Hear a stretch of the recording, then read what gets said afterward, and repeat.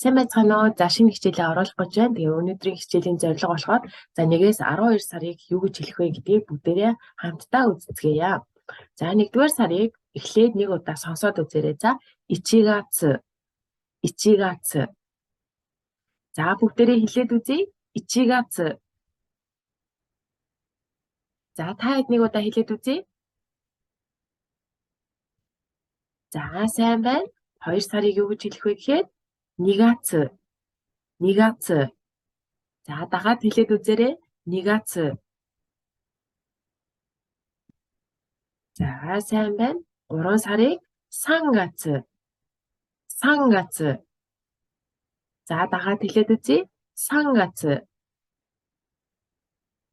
За сайн байна.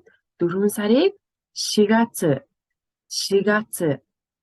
Дагаад хэлээд үзье. 4月.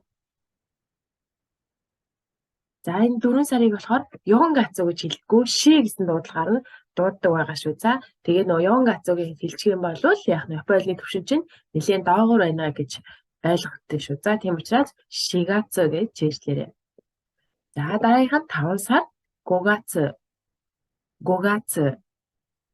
Хэлээд үзье. 5月. 6 сарыг 6月, 6月. Дагаад хэлээд үзье. 6月. Сайн байна. За 7 сарыг юу гэж хэлэх вэ гэхээр 7月, 7月. Хэлээд үзье. 7月.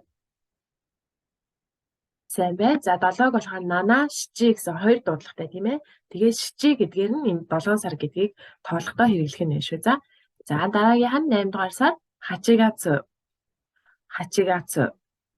Хэлээд үзье. 8月. За болж байна. 9-р сарыг юу гэх вэ гэхээр 9月, 9月. Хэлээд үзье. 9月.